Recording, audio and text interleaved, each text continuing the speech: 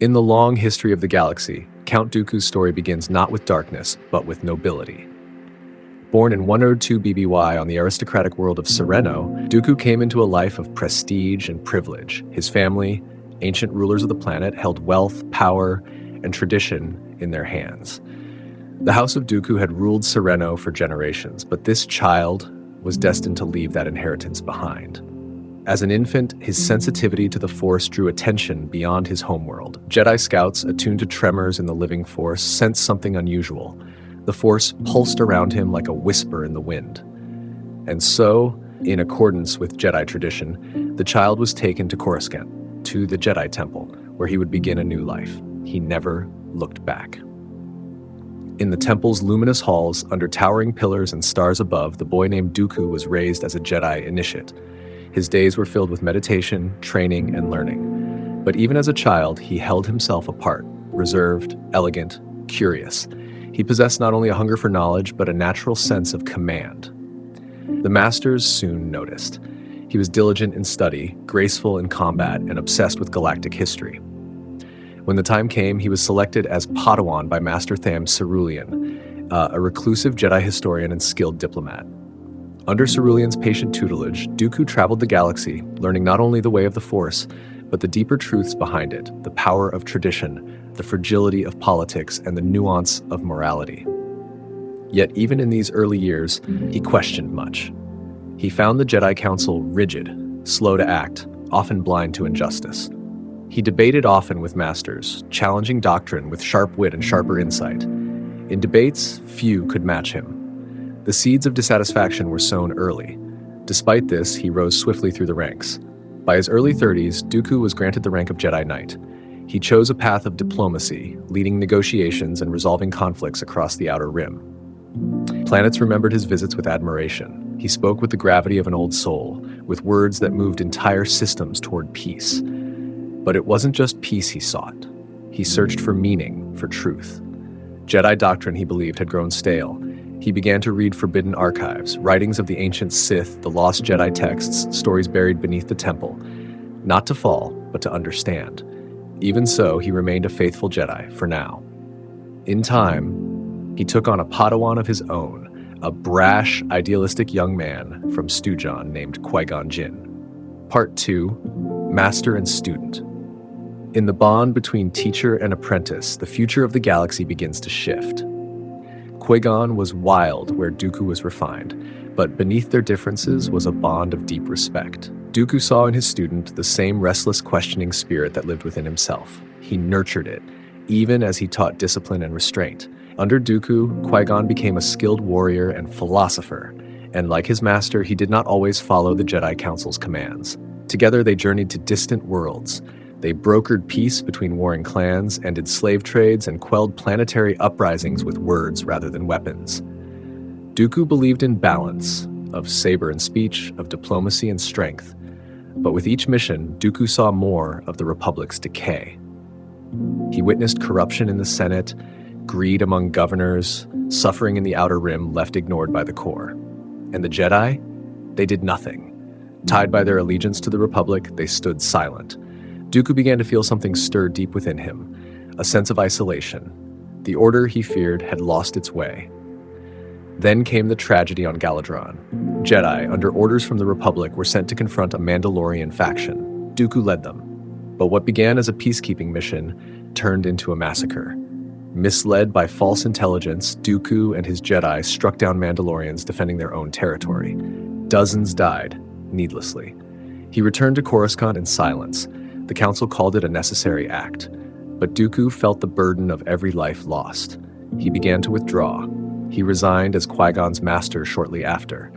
Qui-Gon was knighted, and though they would remain in contact, Dooku grew increasingly distant from the Order. His visits to the temple grew rare.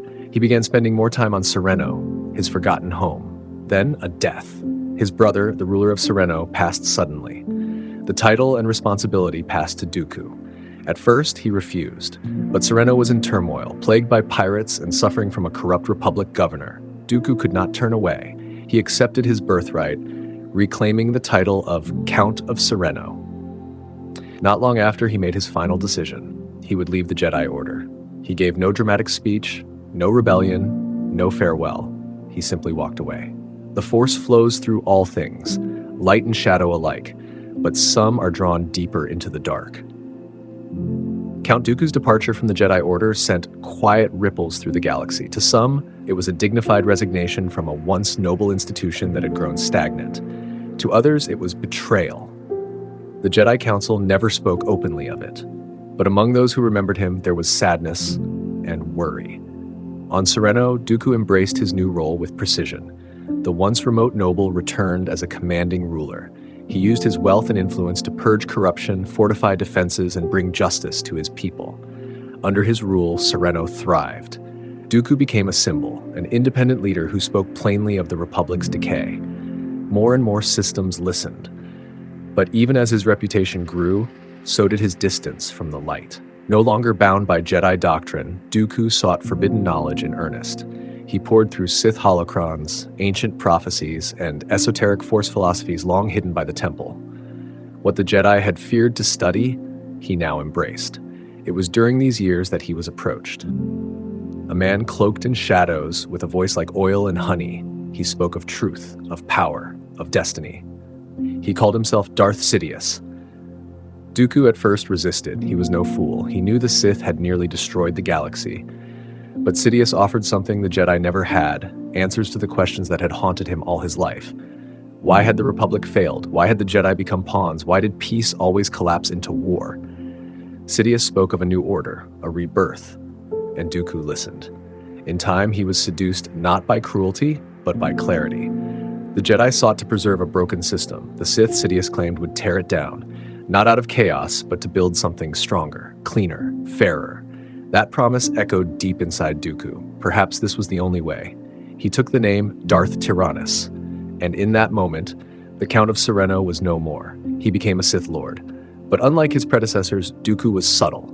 He did not crave carnage or glory. He had no twisted face or fiery rage. His power was cold, precise, and patient. Sidious had found the perfect apprentice, a master strategist with the charisma of a statesman and the blade of a duelist. His first task was quiet, but critical. Sidious charged him with beginning the slow work of building an alternative to the Republic. He would reach out to worlds disillusioned by corruption, to corporations tired of taxation, to systems tired of being ignored. He would plant the seeds of separation, and behind closed doors, he began the creation of something darker still. The Force flows through all things, light and shadow alike, but some are drawn deeper into the dark. Count Dooku's departure from the Jedi Order sent quiet ripples through the galaxy. To some, it was a dignified resignation from a once noble institution that had grown stagnant. To others, it was betrayal. The Jedi Council never spoke openly of it, but among those who remembered him, there was sadness and worry. On Sereno, Dooku embraced his new role with precision. The once remote noble returned as a commanding ruler. He used his wealth and influence to purge corruption, fortify defenses, and bring justice to his people. Under his rule, Sereno thrived. Dooku became a symbol, an independent leader who spoke plainly of the Republic's decay. More and more systems listened, but even as his reputation grew, so did his distance from the light. No longer bound by Jedi doctrine, Dooku sought forbidden knowledge in earnest.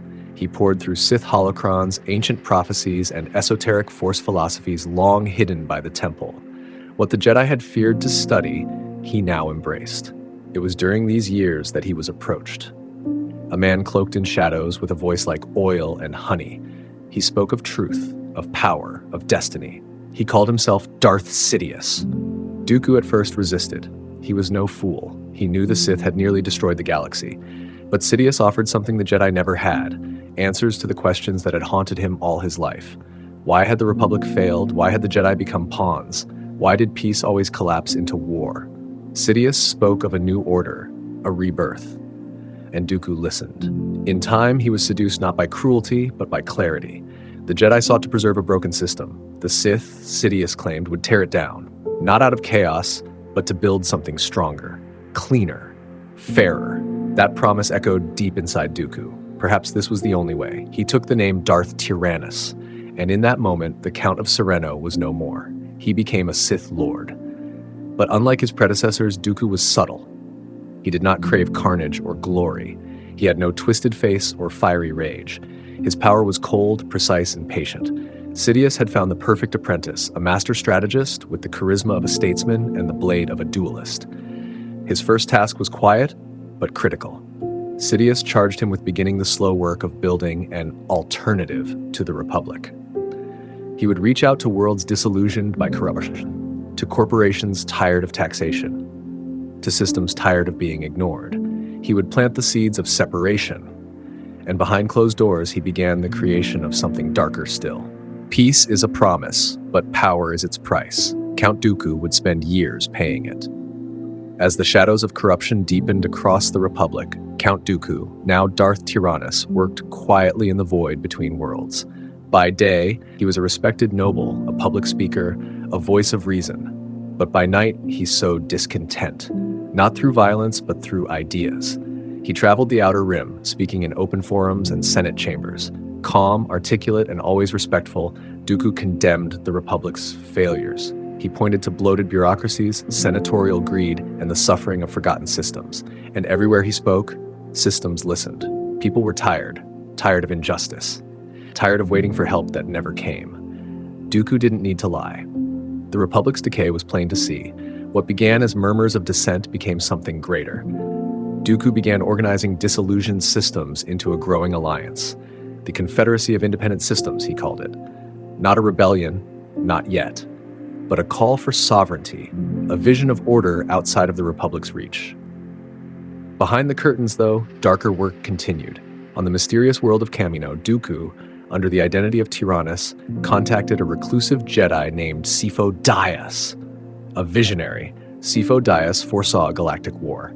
He pleaded with the Jedi Council to prepare, but they dismissed him, and so he sought help elsewhere. With quiet encouragement from Sidious, Dooku manipulated events to ensure Sifo Dyas' voice would be silenced. Some say Dooku orchestrated his death. Others say it was the will of the Sith.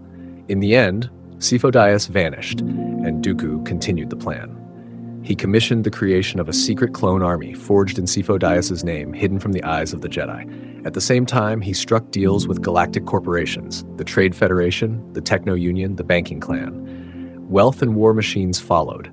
These alliances were not built on violence, not yet, but on promises. Promises of autonomy, power, protection. The galaxy began to fracture, and still, the Jedi did not see him. To them, Dooku was only a political leader. A misguided former Jedi, perhaps, but not a threat. Even as more systems declared independence, the Council hesitated. They saw shadows, but not the hand behind them. Back on Sereno, Dooku built his base of operations, the war room of the Separatist Alliance. Cold and elegant, its halls echoed with the footsteps of war planners, generals, and dark whispers. Here, he began to assemble his pawns. Among them, a warrior unlike any other. Part 5 will introduce Dooku's secret apprentice, Asajj Ventress, his growing disillusionment with Darth Sidious, and the quiet flickers of rebellion within his own heart. Every master casts a shadow. Every shadow seeks a name. As Count Dooku's separatist movement expanded, so too did his needs. Systems fell into place.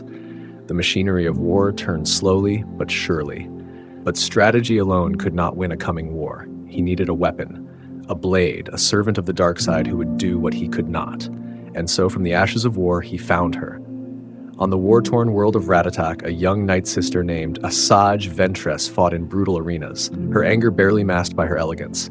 She was powerful, graceful, and consumed by pain. A child lost to violence, molded by tragedy, and reborn as a killer. Dooku watched from afar.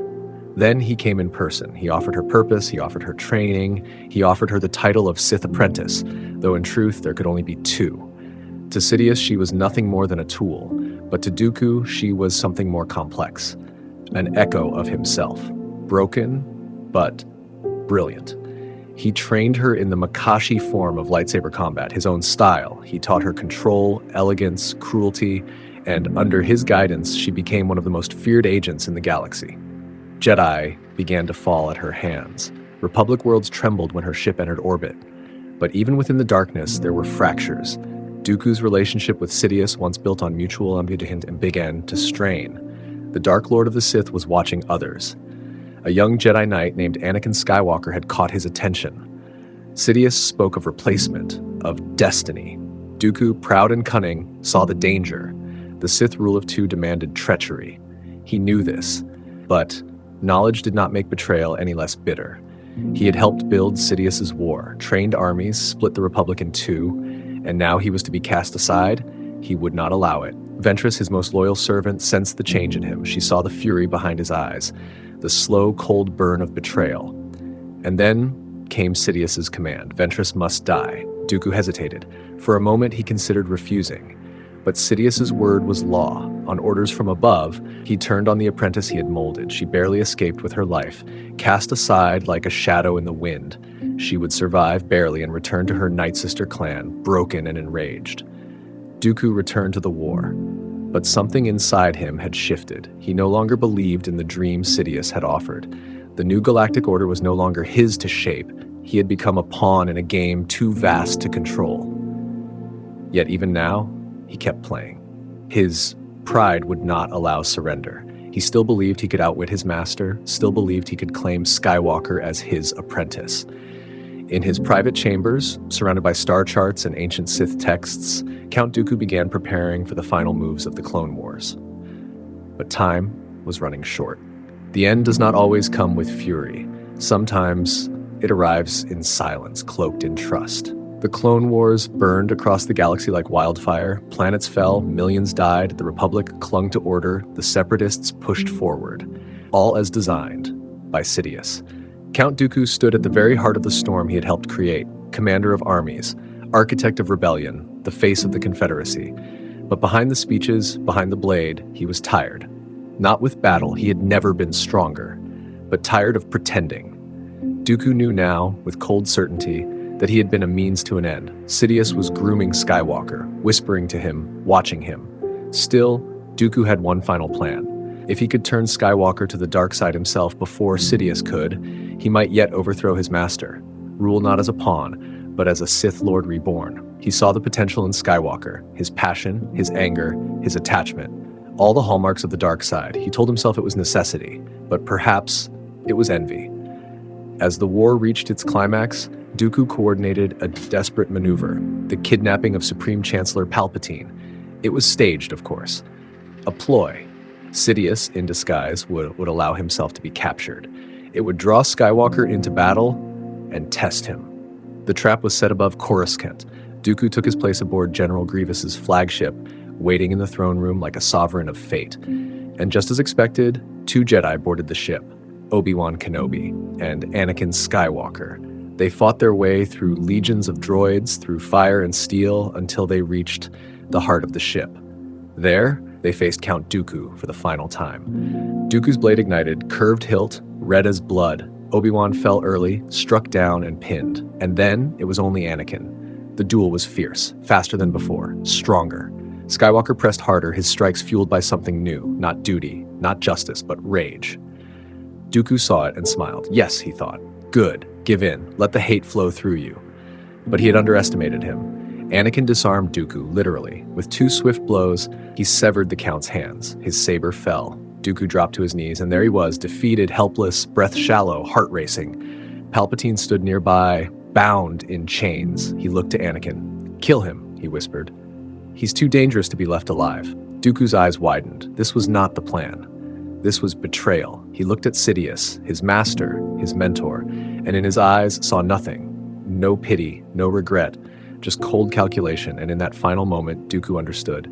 He had been a placeholder, a stepping stone, and now he was obsolete. He turned to Skywalker, hoping, pleading for mercy. But Anakin, consumed by fear, anger, and the Chancellor's voice, obeyed. With one clean stroke, it was over. The head of Count Dooku fell. No one mourned him. His body was left aboard the burning ship, his legacy buried beneath the ruins of war. His name remembered not as a Jedi, not as a ruler, but as a traitor. Part 7, if you'd like to continue, will be a quiet postscript, examining Dooku's true legacy, how others viewed him after death, and how his life shaped the rise of the Empire.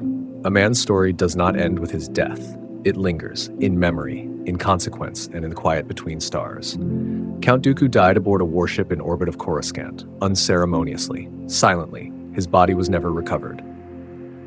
There was no funeral, no mourning in the temple he once called home, no vigil on Sereno where he once ruled with dignity, no remembrance by the order he had served and then abandoned. The galaxy moved on without him. The Clone Wars raged for a few more months. Then, as if by design, they ended in a single night of fire and betrayal. The Jedi were hunted, the Republic fell, and in its place rose the Galactic Empire. An empire shaped in secret by Darth Sidious, a plan Dooku had helped to build. And yet, Dooku did not live to see it. He had believed he was leading a rebellion for freedom, for structure, for order. But the Confederacy was never meant to win. It was always a shadow puppet, an illusion crafted to justify tyranny. Dooku's life's work twisted into a weapon for his own destruction. But was that all he was? In the years that followed, those who remembered Dooku saw a more complex figure. To the Jedi, he became a cautionary tale, the brilliant student who turned away. A master of the blade, a scholar of the Force consumed by ambition. He had once been counted among the finest of their order, but they spoke his name now only in hushed tones. To his homeworld of Sereno, he was both a savior and a traitor. He had restored dignity, justice, and independence to a world long neglected, yet he had led it into war. His name was etched in stone in the noble halls of his family's estate, but his portrait hung in shadow. And to those few who truly knew him, like Qui-Gon Jinn, long dead, or Asajj Ventress, long vanished, he was neither villain nor hero. He was something rarer, a man who asked questions the Jedi refused to answer, a man who wanted to change the galaxy and was used by those who truly would. Even Sidious, for all his power, never again found a political mind as refined, as dangerous, as persuasive as Dooku. Where others ruled with terror, Dooku ruled with conviction. Where others deceived with rage, he seduced with reason. But that was not enough to save him. In the end, Count Dooku died not as a Sith, not as a Jedi, but as a man caught between what he was and what he could have been. His story faded from history, eclipsed by louder names: Palpatine, Skywalker, Kenobi. But if you listen closely, in the silence between wars, his echo still lingers. And so, the tale of Count Dooku draws to a close. A story not of monsters or saints, but of a brilliant, lonely man who dreamed of order and was devoured by chaos. His fall was not immediate. It was quiet, like drifting into sleep, like fading into the Force. And now, dear listener, you too may rest. Let the stars pass overhead, let the galaxy spin on, and may the Force be with you. Before he was Count of Sereno, before he became Darth Tyrannus, Dooku was a Jedi unlike most others. He walked the marble halls of the Jedi Temple not as a servant, but as a seeker. A student whose mind was as sharp as any blade, and whose questions often made his masters uneasy. In those early years, long before war and betrayal, Dooku found his greatest power not in the Force, but in the power of why. Why did the Jedi not intervene in distant conflicts? Why did they obey the Republic, even when it was failing? Why were some truths forbidden, even to those sworn to protect the galaxy? Dooku asked these questions not out of arrogance, but because he believed in purpose, in justice, in understanding. He read endlessly, scrolls, archives, holocrons long untouched. He debated in the temple's high chambers, challenging orthodoxy with calm, composed defiance. And while some saw this as pride, others saw brilliance. Master Yoda was one of the few who understood him. Their bond was quiet, but deep. Yoda taught him patience, humility, perspective. And though Dooku often pushed back, he respected the ancient master more than any other. In return, Yoda regarded Dooku as one of the Order's brightest minds, sharp, elegant, and strong-willed. But even Yoda could not cool the fire of Dooku's intellect. As a Jedi Knight, Dooku developed a unique view of the galaxy. He believed the Republic was drifting toward collapse, rotting from the inside. Senators accepted bribes. Systems were abandoned. And while the Jedi were told to remain neutral, Dooku could not ignore the suffering he witnessed. He began to believe that the Jedi Order had shackled itself to a corpse, and still he served. But his disillusionment grew. He began studying old Force philosophies, not just Jedi teachings, but ancient Jedi offshoots. The Lost 20, the Grey Jedi, the Jedi Order from millennia past. He spoke privately with Jedi historians.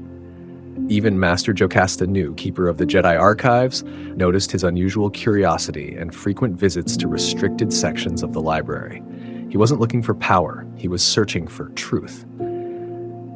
Dooku believed in the light, but not in blindness. He believed in service, but not to bureaucracy. His teachings and writings during this time were deeply influential, though later erased or hidden after his fall. He wrote of Jedi as guardians of balance, not servants of government. He argued that emotion, properly understood, could deepen one's connection to the Force. But these ideas were dangerous. The Jedi valued harmony, submission to the will of the Council. Dooku increasingly saw these as illusions. He believed harmony without honesty was a lie, and submission without understanding was slavery. And so, even as he trained others, even as he rose to prominence, he felt the slow pull of isolation. He became more formal, more distant, not cruel, but cold. He moved with the grace of a noble and the mind of a philosopher, but behind his composed exterior, a rift had begun to open. A rift between what the Jedi claimed to be and what he knew them to be. Some masters whispered that Dooku was becoming arrogant, that he thought himself above the Order. But those who knew him well saw something different.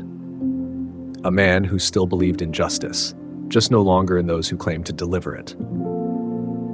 And so, when he eventually left the Order, it was not out of anger. It was not a fiery rebellion. It was a quiet resignation. The culmination of years of study, of disappointment, and of a vision that no longer aligned with the temples. He left with no saber drawn, just a bow and silence. But what he took with him, the questions, the doubts, the philosophies, would shape everything that followed. For the man who would become Tyrannus was not born from darkness. He was shaped by thought, sharpened by wisdom, and broken by truth. Part 9, Jedi Missions. There are truths that only war can reveal, and choices that peace never asks us to make. Count Dooku's life before the fall was filled with moments of service, missions that brought him to the edge of Republic space and far beyond the Temple's reach. As a Jedi Knight and later as a Master, Dooku was considered one of the Order's most gifted emissaries. Whether in a diplomatic chamber or on a battlefield, his presence commanded respect. But these missions were more than service. They were mirrors. Each one reflecting a part of the galaxy the Jedi had forgotten. Each one etching deeper the lines that would one day split him from the Order. One of his earliest missions took him to the planet Shurapak, where civil war had raged for years. The Jedi were sent to broker peace. Dooku arrived with calm, stately composure, but what he found was chaos. Two nations locked in generational hatred, refugees starving, children carrying weapons larger than themselves. The Senate had sent aid, but it was stolen by corrupt planetary governors. Dooku confronted the leaders directly. His words were sharp, diplomatic, and laced with truth they did not want to hear. He negotiated a fragile ceasefire, but he knew it would not last. The root of the problem, the Republic's neglect, remained. When he returned to Coruscant, he filed a full report. It was received, thanked, and quietly shelved. No change followed. Years later, he still remembered the names of the children he met there. Another mission took him to the system of Serish, where a powerful Force-sensitive ruler had declared independence from the Republic and refused Jedi oversight. The Council saw this as a threat. Dooku saw it as a warning. The ruler, Queen Rosala, welcomed him with wary grace. She believed the Jedi had grown political, servants of power, not peace. Dooku did not disagree. In her private court, he debated her ministers for days. In the end, they reached an agreement. No bloodshed, no need for battle. When he returned, he was quietly criticized for being too lenient. Then came Raxus Secundus, the future capital of the Separatists. At the time, it was a peaceful but frustrated world. The planet's senators had begun to speak out against the corruption in the Galactic Senate. The Jedi were sent not to fight, but to observe. Dooku listened to their grievances. Taxation without representation, warlords ignored, trade routes blocked. His heart even then agreed with them. But the Council insisted neutrality must be maintained. Dooku obeyed. He always obeyed, until he left. These were the missions that shaped him, and not all were bloodless. On the world of Baz Pity, a Jedi task force was sent to prevent an uprising by a radical group wielding ancient Force relics. The operation turned violent.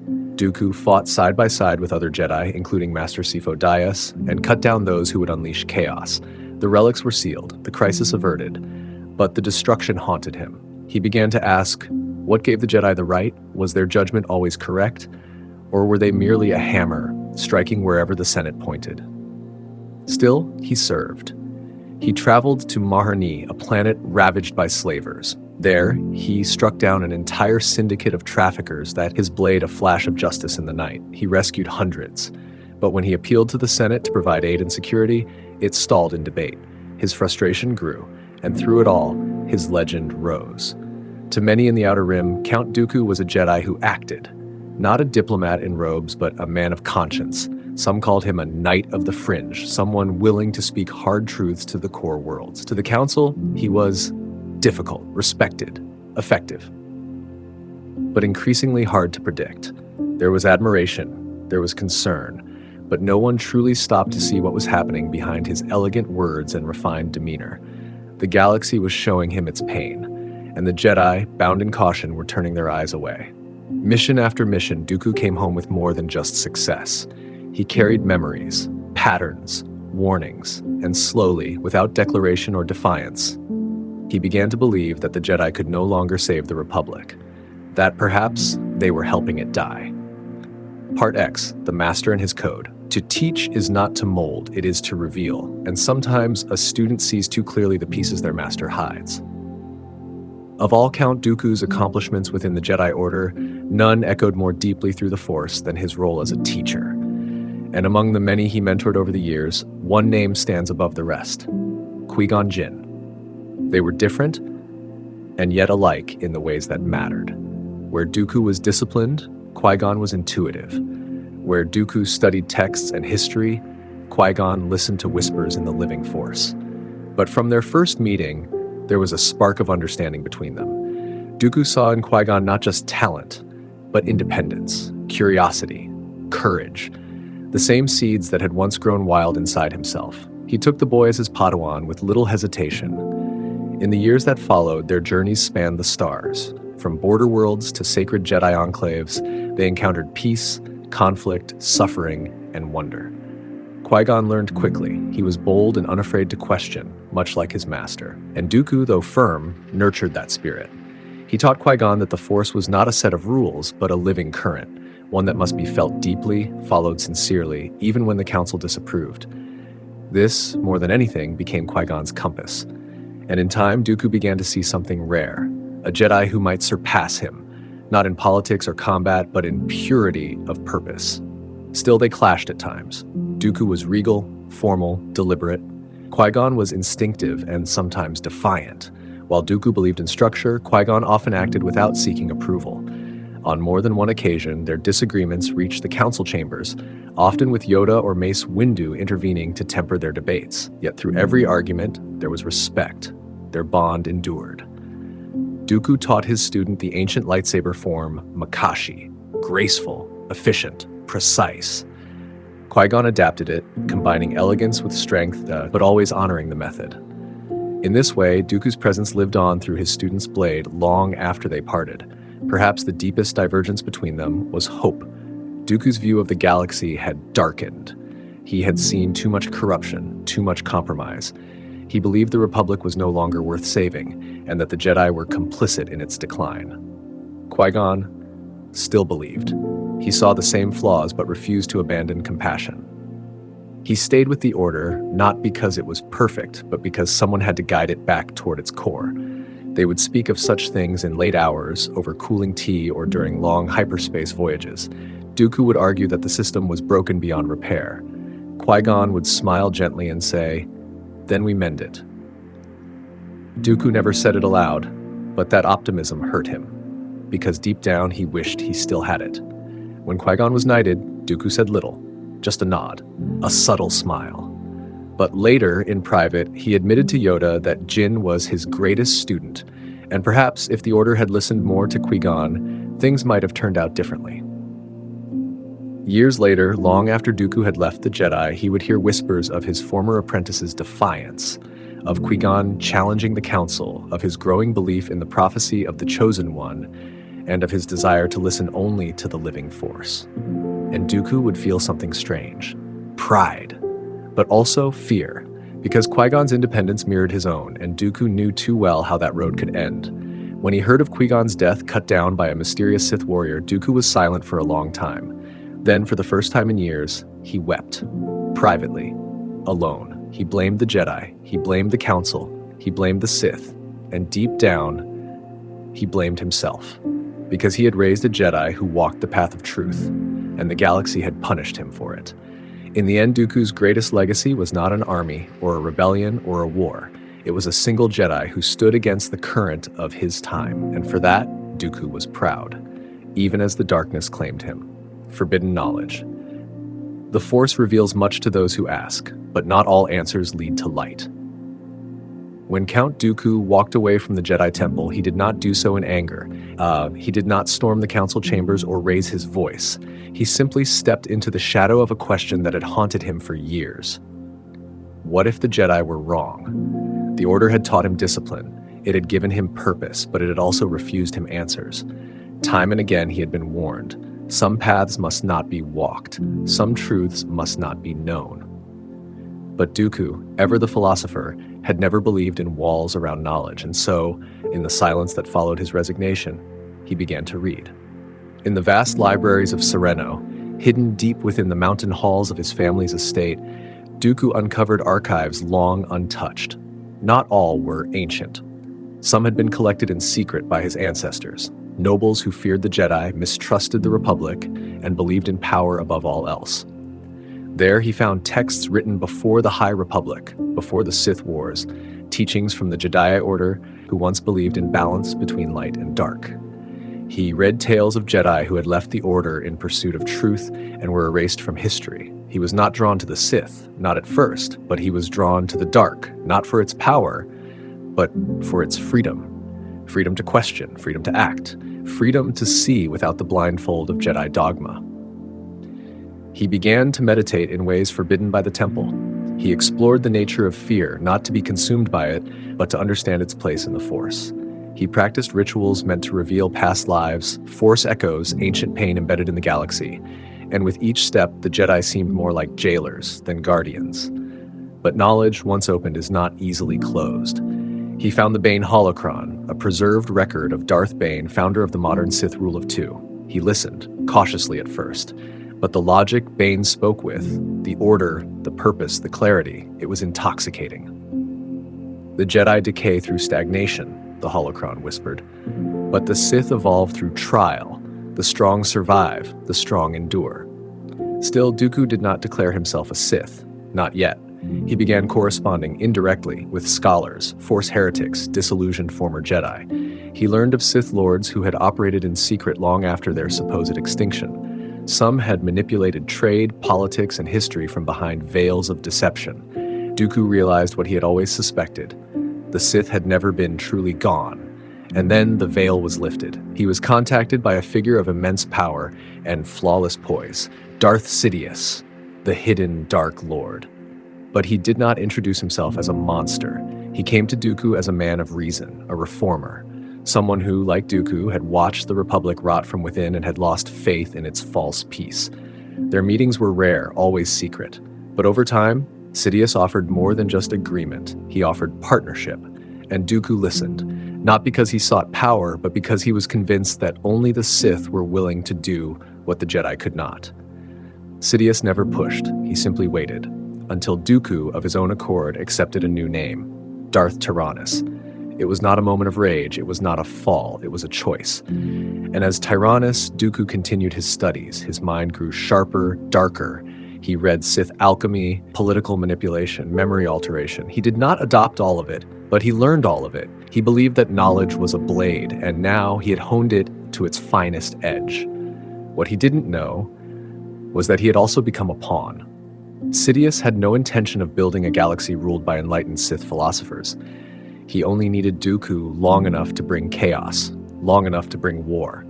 The moment Dooku stopped being useful, Sidious would find another.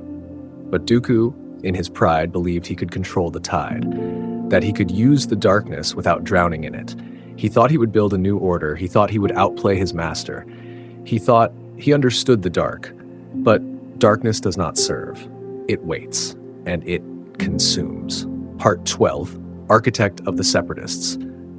Empires are not built with blasters alone. Sometimes, all it takes is a voice and a world willing to listen. When Dooku returned to the galactic stage, it was not with a fleet, but with a speech. It began on Sereno, his ancestral home. The people there had long admired him, not just as a noble, but as a protector. He spoke to them with clarity, confidence, and calm. Not of war, but of independence, of breaking from a republic that taxed its outer systems while offering no protection in return, of corruption, of stagnation, of a galaxy spiraling toward collapse. They listened, and then they agreed. Sereno was the first to secede. Dooku didn't need to raise a single weapon. His voice alone opened the gate. Other worlds followed. Sullust, Cato Nemoidia, Raxus Secundus, Geonosis, all shared similar frustrations. Their senators were ignored, their trade routes were choked by core world favoritism, pirates harassed their systems while the Republic debated endlessly. And here was Dooku, refined and persuasive, offering a new path. He promised self-determination, he promised representation, he promised peace through freedom. It was all a lie, but Dooku believed just enough of it to make the rest convincing. Behind the scenes, he met with leaders of the Trade Federation, the Techno Union, the banking clan. These were not idealists, they were profit-driven. But Dooku knew how to speak their language. In exchange for protection and expanded power, they would fund his growing cause. It wasn't ideal, but it was necessary. Soon, the Confederacy of Independent Systems was born, not with a bang, but a vote. A political body of thousands of star systems united by disillusionment and led by a former Jedi Master with charm, gravity, and vision. The Republic laughed at first. Then it panicked. And still, the Jedi did not see what was happening. Not clearly. Dooku appeared to them as a radical but not a Sith. They underestimated his reach, his influence, his patience. And that was his greatest weapon. Because Dooku did not rush to war, he let the Republic crumble under its own weight. He simply gave it a nudge. In the secret chambers of Sereno, Dooku met with Sidious. The plan was moving forward. Slowly, precisely. Their roles were clear. Sidious would manipulate the Republic, Dooku would lead the rebellion, the Jedi would be caught in the middle. And when the war came, both sides would fall. Dooku played his part with masterful subtlety. He commissioned droid armies from Geonosis. He trained General Grievous in secret. He met with galactic delegates behind closed doors and planted ideas like seeds, fear, suspicion, division. He also sent agents into the Republic, some political, some deadly. He created confusion, tension. A galaxy stretched thin, and all the while, he spoke in peace. He gave interviews, addressed the Senate remotely. He was never angry, never emotional, only disappointed in the system he once served. It was a mask that fit him well, because beneath the polished words and folded hands, the Sith Lord waited. And yet, Dooku believed the Confederacy could be more. He imagined a future beyond Sidious, beyond deception, a galactic government rebuilt with logic, fairness, and strength. He believed that if he could shape the Separatists into something real, something good, he could one day overthrow Sidious himself. He was not wrong in what he saw. He was only wrong in thinking he had time. Because even as he plotted, Sidious was plotting too. Not for balance, not for peace, but for an empire. And when that empire rose, Dooku's rebellion would become nothing more than its excuse. But for now, the galaxy spun, and Dooku watched, patient and composed, as systems fell into his orbit. Not by force, by choice. In this chapter, we explore Dooku as one of the greatest duelists in Jedi and Sith history, as well as a military mind whose precision shaped the war. Part duelist and strategist. There are warriors who fight with strength, and then there are those who fight with intention. Count Dooku did not see the lightsaber as a weapon. He saw it as a philosophy, where many Jedi chose the aggressive, kinetic styles of Soresu or Gem, so Dooku embraced something older, something elegant.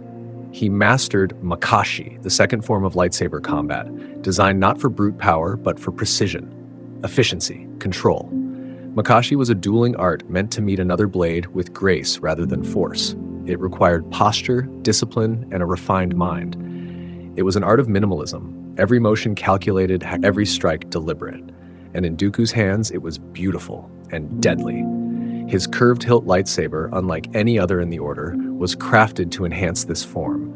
It allowed for more fluid wrist motion and tighter angles, perfect for fencing-like strikes. He didn't overpower his opponents, he dismantled them, one piece at a time. As a Jedi, he sparred with some of the finest duelists in the temple, and almost never lost. Mace Windu once said that in a pure lightsaber duel, Only Yoda could defeat Dooku, and even then, it was not certain. But Dooku's brilliance extended beyond the blade. In the Clone Wars, he commanded armies with the same poise. He was not a general who charged into battle blindly.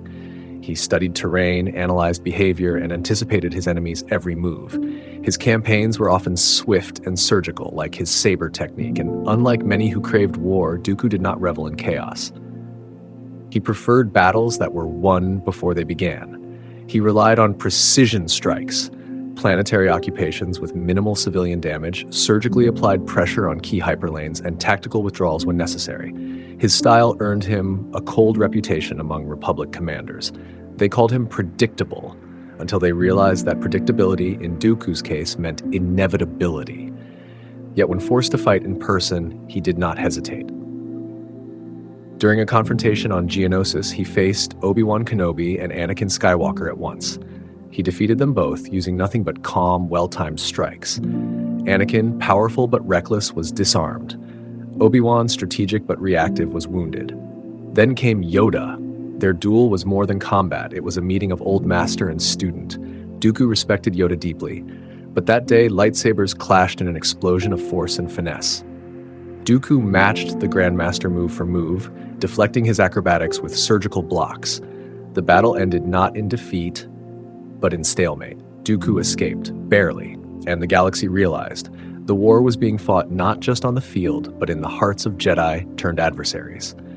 But not all of Dooku's battles were with a saber. His greatest weapon remained his mind. He knew how to fracture alliances. He knew how to manipulate leaders, turning their ambitions against them. He turned planets into pawns, systems into supply lines, even Jedi into messengers of fear. One of his most cunning moves came in the form of General Grievous, a warlord built from bone and steel. Dooku trained him in lightsaber combat using fear and brutality, molding the cyborg into a tool of psychological warfare. Grievous could not match a Jedi's connection to the Force, but he could overwhelm them. His presence alone sowed terror in the Republic ranks. That, too, was Dooku's design.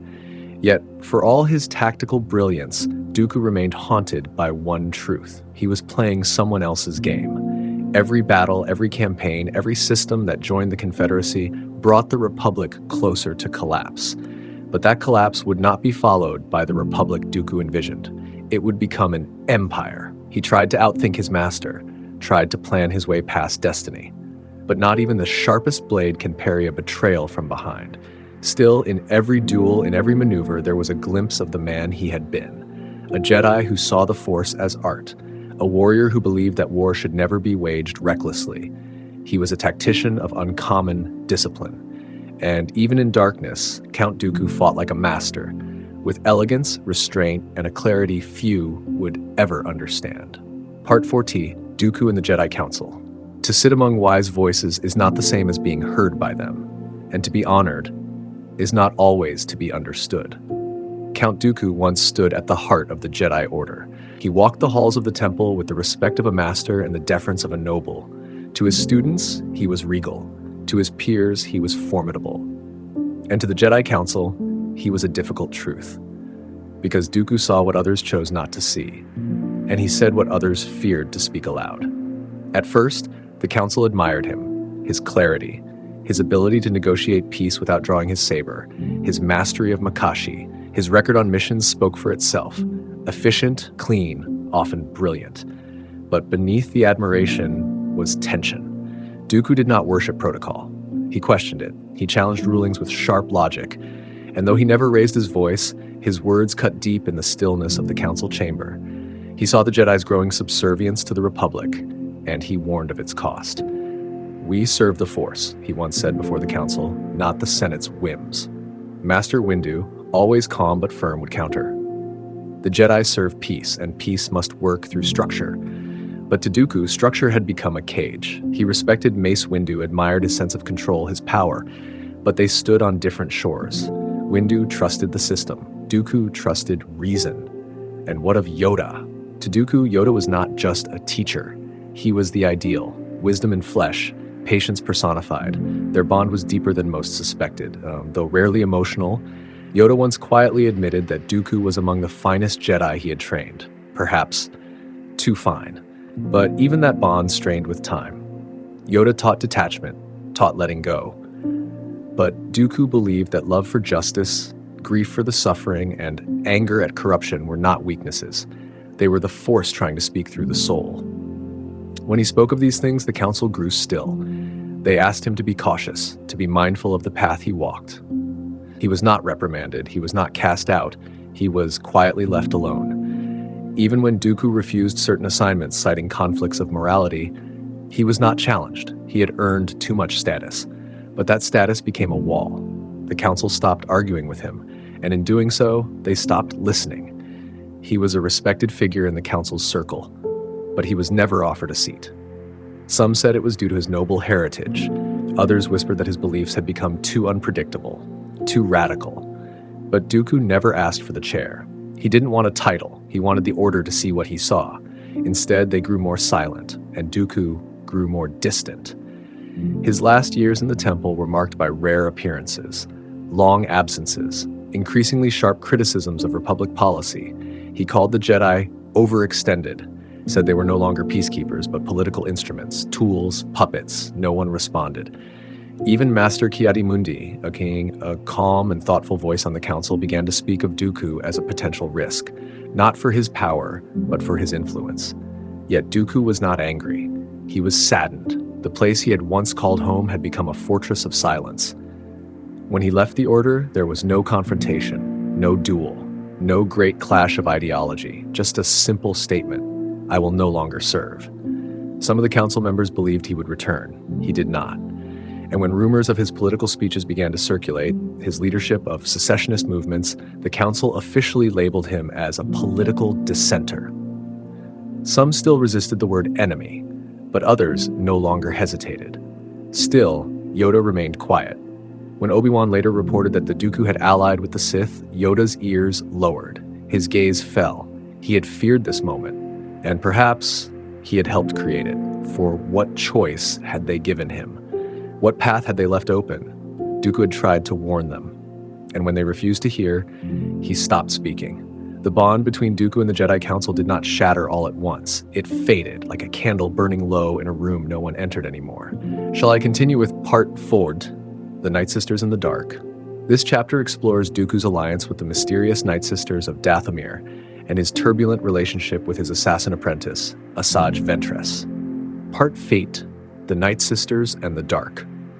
Some shadows do not fall, they rise, and in their silence, even the Sith feel uncertain. In the great game of the Clone Wars, Count Dooku played many roles: statesman, commander, saboteur, but few knew that behind the careful diplomacy and polished speeches, he also forged darker pacts, ones older than the Republic, and far more dangerous.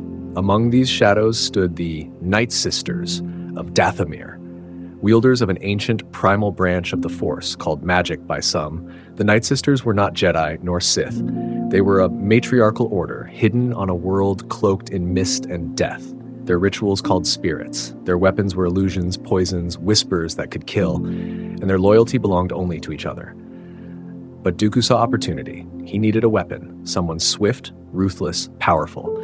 A blade he could wield from afar, a presence to sow fear across the galaxy. He would not risk a second Sith apprentice. Not openly. That would defy the rule of two. But in secret, he could train something close. Her name was Asajj Ventress. She had been born in violence, forged in slavery, hardened by war. When Dooku found her on the brutal world of Rat-Attack, she was already a killer. Her strength in the Force was raw but real. She had no illusions of peace, only the drive to survive and to destroy those who had hurt her. Dooku saw himself in her, not the noble he once was, but the man he had become. He trained her in lightsaber combat, shaping her style in the mold of Makashi, his own discipline. He refined her rage into control, her pain into precision. She took to the teachings with chilling ease, becoming one of the most feared assassins in the galaxy. To others, she was merely Dooku's servant. But in secret, she was something more, a student. Not a Sith Lord, not officially, but certainly not just an apprentice of convenience. He called her his assassin. Yet, in the deep spaces between orders and missions, he gave her the knowledge that few outside the Sith ever touched. She carried out his darkest assignments. She killed Jedi, infiltrated systems, sabotaged fleets, And still, her bond to Dooku deepened, not in loyalty, but in need. She sought his approval, his direction, his recognition. But the Sith know no loyalty, only usefulness. When Darth Sidious discovered Ventress's growing power, he grew uneasy. The rule of two had no room for ambition beneath the surface. Sidious summoned Dooku and gave him a command, as cold as it was final: she must die. Dooku hesitated, not from love, but from strategy. Ventress was effective, efficient, but obedience was absolute. And so, during a mission, he betrayed her, ordering her death through a fleet-wide ambush. She escaped, wounded and betrayed. She returned to Dathomir, her heart burning with vengeance. And there, with the help of the Night Sisters, she plotted retribution. They sent a new warrior, a Zabrak monster, born of Sith alchemy and dark magic, savage oppress. He was given strength beyond reason, brutality beyond measure, and he was sent to kill Dooku. The duel between them was fierce. Dooku, though caught by surprise, held his own, shifting from defense to control, chaining lightning with saber strikes. He wounded Savage, drove him off, but not without realizing the depth of the betrayal. He had underestimated the Night Sisters. And he had underestimated Ventress. After that, Dooku severed all ties to Dathomir. But in truth, something lingered. A sliver of respect, perhaps. For the Night Sisters fought not for conquest, but for each other. Their power was not built on deceit, but survival. And Ventress, though his enemy, had been more than a tool. She had been a mirror of what he had made her and what he had lost. In the years that followed, Dooku would face her again. Their battles were fierce, bitter, personal. Each blow was layered with old betrayal. Each exchange carried the weight of a master and apprentice who had never fully let go of one another. And yet, for all their hatred, there was something more. A recognition. Two broken souls, shaped by war and shadow, bound not by trust, but by the shared knowledge of what it meant to be used. Ventress would go on to seek redemption, to find her own path. But for Dooku, the path only narrowed, and the echoes of Dathomir remained behind him like distant drums beneath the blood-red mist. This chapter explores Dooku's secret ambitions, his growing suspicion of Darth Sidious, his attempts to shape his own legacy, and his betrayal from within. Shadows of betrayal. A Sith apprentice knows two truths. They are chosen, and they will be replaced. By the midpoint of the Clone Wars, Count Dooku had become the face of galactic rebellion. To many, he was a noble idealist, leading the Confederacy in defense of sovereignty. To the Jedi, he was a fallen master turned architect of war. But beneath those masks was a darker truth, one that even his closest allies did not see. Dooku no longer trusted his master. Darth Sidious had promised clarity, order, a galactic rebirth forged in the crucible of war. But with each passing year, Dooku saw that future slip further from his grasp. Sidious remained hidden, silent, always watching, and then he began whispering another name, Skywalker. The boy who once stood beside Obi-Wan was now a general, a leader, a Jedi with strength that grew faster than the Council could measure. Dooku had fought him once already and seen his potential firsthand. Reckless, powerful, angry. He knew exactly what Sidious saw in him. He also knew what that meant for him. The rule of two was ancient. In the Sith, there is always one master and one apprentice. But it is not a bond of loyalty. It is a bond of survival. Each apprentice rises with the knowledge that they will either surpass their master or be destroyed by them. Dooku understood, and so he began to prepare. He spoke to Sidious with forced reverence. He carried out the war with precision, but in secret he plotted, not to flee, but to ascend. If Sidious wanted Skywalker, then Dooku would turn the boy first, take him, mold him, and then use him to strike down the very master who had betrayed them both. He began observing Skywalker's missions, watching his behavior, reading his reports. He saw the signs, the attachments, the grief, the rage. He knew it well, because it had once burned in him too. But Dooku's ambition did not stop with Skywalker. Ventress had failed him. Savage Opress had turned against him. But Dooku did not stop searching for the one, a new Sith, a weapon, an heir. Among his many experiments, one stood out, Grievous. Dooku had overseen the mutilation and reconstruction of the Kaleesh warlord, turning him into a hybrid of flesh and machine. He trained Grievous in lightsaber combat, programming him with the techniques of fallen Jedi masters. He did not expect loyalty, only utility. But Grievous, for all his terror, lacked vision. He was a blunt instrument. too savage to shape, too flawed to rule. And in that failure, Dooku saw a reflection of his greatest mistake. He had inherited Sidious's cruelty, but not his power. So Dooku turned his focus inward. He meditated often, channeling his frustration into deeper communion with the dark side. His force abilities grew sharper. He could choke life from across a battlefield, send bolts of crimson lightning from his fingertips, sense the thoughts of those who served him. And yet, the darkness did not comfort him. It only reminded him what he had become. In the quiet halls of his war chambers, he sometimes stood before the old holocrons, recordings of the Sith who came before. Darth Bane, Darth Malgus, Exar Kun, they had all believed in power. They had all died alone. Would his legacy be any different? Would he be remembered as a liberator, a traitor, or nothing at all? Dooku knew the end was near. The war had served its purpose. The Republic was weakening. The Jedi were dying. The trap was nearly complete. But he still believed there was one move left. If he could turn Skywalker, if he could outplay Sidious in the final act, if he could kill the Master and take the Apprentice, then he would become the true Dark Lord. Not a pawn, not a voice in the dark, but the final architect of galactic destiny. That was his hope. But hope, as ever, is a fragile blade, and the hand that wields it must survive long enough to draw it. This chapter brings us into the aftermath, how Dooku's choices lived on far beyond his death, woven into the rise of the Galactic Empire. Part 7, Legacy in the Empire. When the blade falls, its echo does not vanish. It becomes part of the silence that follows. Count Dooku died in silence. On a warship above Coruscant, he knelt unarmed before the man he had hoped to mold. He saw the betrayal in Skywalker's eyes too late. He felt the cold turn of fate, the collapse of years of calculation in a single command from the lips of his master.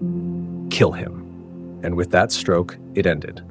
But Dooku's death was not the end of his influence. It was the trigger. Within weeks, the Jedi Order was purged. The Republic collapsed. And from the ashes, Emperor Palpatine emerged, unopposed, unquestioned, draped in the shroud of a war that Dooku had helped to create. The Empire rose not through conquest, but through fear, and Dooku had supplied both. The clone army, secretly commissioned by Sifo Dyas but manipulated into being by Dooku under Sidious's will, now served the new regime. They turned on the Jedi with eerie precision, carrying out Order 66 without hesitation. And the Jedi, already stretched thin by a war of deception, fell by the thousands. Dooku had once called the Jedi blind. Now they were gone. The separatist leaders, the trade barons, corporate heads, and planetary rulers who had once trusted Dooku to lead them, were betrayed in turn. Lured to Mustafar, they were quietly executed by the very apprentice Dooku had once hoped to claim. Everything he built was dismantled. But his legacy remained. The Empire's military machine was built upon the infrastructure Dooku had helped design: the battle droid factories, the trade route seizures, the planetary subjugation networks. His tactics were absorbed into the new order, reshaped and made permanent. The Jedi archives never restored his name. He remained one of the Lost 20, those who had formally left the Jedi Order. But no statue stood for him. His face was not displayed in remembrance. His writings, once debated among Jedi scholars, were locked away, deemed too dangerous for study. And yet, his fingerprints were everywhere. In Vader, who ruled with power but still echoed the precision of Dooku's style. In Imperial doctrine, which mimicked the cold efficiency of his military strategy. In fear, which flowed through the galaxy not with fire, but with order. But perhaps the deepest mark was philosophical. Dooku had questioned the Republic, exposed its weakness, and though his solutions were cruel, his observations had been true. He had tried, in his own way, to force the galaxy to confront its rot. Even Bail Organa, a staunch defender of the Republic, once admitted in hushed tones that Dooku had seen the danger coming long before the war. And Mon Mothma, future founder of the rebellion, once read Dooku's old speeches in secret and said, "The tragedy of Count Dooku was not that he turned against the Republic, but that the Republic turned away from what he warned it would become." Of all the Sith Lords in history, Dooku was perhaps the most tragic. He did not crave chaos like Maul. He did not thirst for eternal life like Sidious. He sought order, clarity, and justice until the tools he used to forge them destroyed him.